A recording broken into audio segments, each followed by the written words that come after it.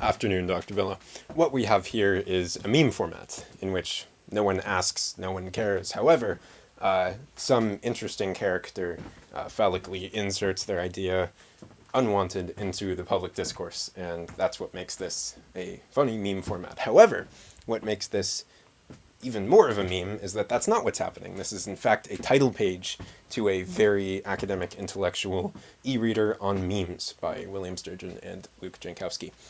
So, what is a meme? What is, more specifically, an edgy meme? As you can see, I've attributed this quote to the New York Times, and the edgy meme is a dehumanizing spectacle, decontextualized, and presented with a humorous context. This is, of course, my own definition, but I will argue that it applies more generally to every edgy meme, and this is what gives them their particular power.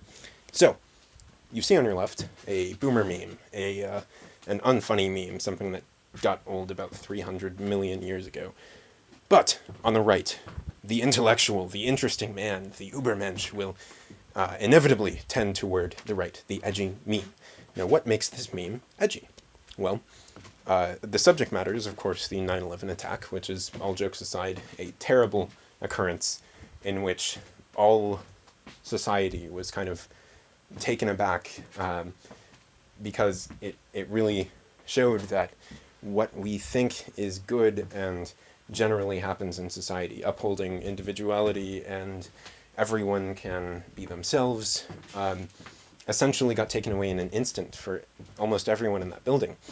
And that is essentially the dehumanization that I talk about, which is at the heart of edgy memes, because it shows that, as controversial as it is, generally societal constructs serve to give everyone the exact same moral compass so that they can function in harmony and generally uphold society.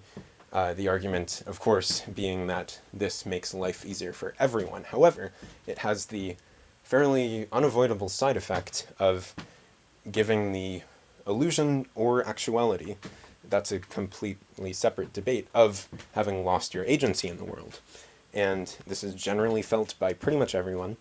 And the way that this is remedied by edgy memes is by decontextualizing an act like 9/11, 9/11 being the perfect example and thus having a disproportionate share of the edgy memes in the world, and placing it into a humorous context like Flappy Bird.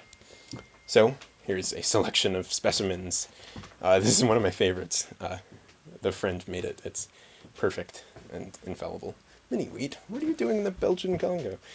Exhibit B, John McCain is gone, set to electronic music and dancing virtual crabs. So how did we get here? How did we get from the boomer meme to John McCain? Well, if you haven't seen Network, it's great. I'd highly recommend it.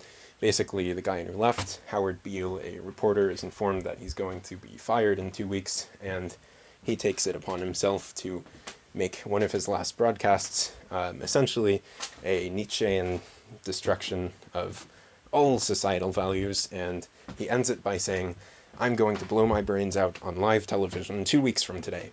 And essentially everyone goes berserk at first, but the network decides, this is great content, we're going to keep him on. And essentially they gain something like 60% of the share of all televisions in the world at any given moment when this man is speaking. It's a huge success, and that's why it's a satire, but that's why it's such a good satire, because this is exactly what's happening with edgy memes. They're just so different from the constructs that we generally apply or assume in the world that everyone wants to watch. So, Richard Dawkins actually came up with a meme as the concept of the meme. He literally invented the word as something that obeys the laws of replication and evolution, but isn't, strictly speaking, living. This is like an idea or a piece of music or a post online, anything like that. Inception, for example, takes this idea to heart. What's the most resilient parasite? An idea. You know, if you've seen the movie, that I won't spoil anything, but generally, if you're good at this, people take it into themselves, willingly hold the idea, and think that they have come up with it. So that is how they reproduce, but what is a meme? Its content is the spectacle. Guy Debord came up with the spectacle in well, generally philosophized first about it in The Society of the Spectacle, in which he argued that what we would usually live, or what we would be, has degraded into having things that would make it seem as if we are, even though we are not. And what he says is, furthermore, what we would have is now degrading into what we merely appear, or not what we appear as, but what we see in a movie theater or a billboard or something like that, which we simply see and associate ourselves with. Susan Sontag takes this even further by saying that, for example, in war zones or generally morally ambiguous situations, people remember photographs rather than the actual events without context. And essentially, she gives the example of one photo of a destroyed city being used by both sides of the conflict as the other side's fault, because it's simply a photograph, but that's what people remember. So, why are edgy memes so edgy? Well, Erich Fromm, another Marxist, de Boer and Fromm, I'm seeming to love them today, but they're pretty good. Fromm basically argues that violence is a means to assert one's agency in the world, or at least seem to. Basically, he studied cases in which people went out and simply started sticking knives into people in the street, and when asked why, they would give an answer like, well, I was bored.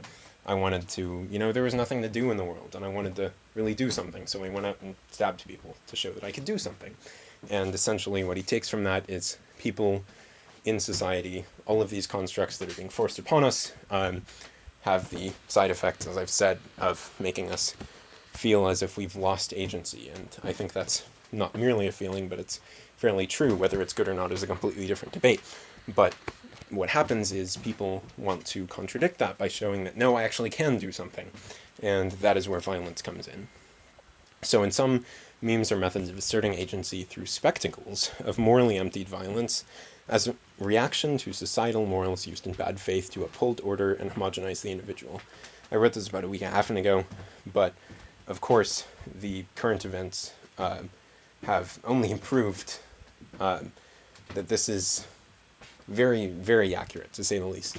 The riots, for example, are exactly this, except rather than in the Debordian sense of only appearing, people are going out, and some are actually looting stores and making what would only appear in memes be actual having or being by going out and taking things.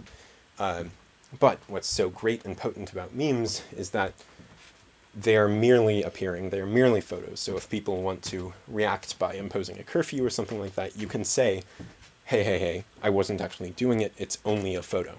And in that case, in exchange for not as heightened an effect as going out and knifing people in the street, you essentially have an infinite source of memes to look at and feel as if you still had agency in the world. Thanks for listening to my TED Talk. Thanks for a great year. Love you, Dr. Villa. Hope we can talk again soon. Love you.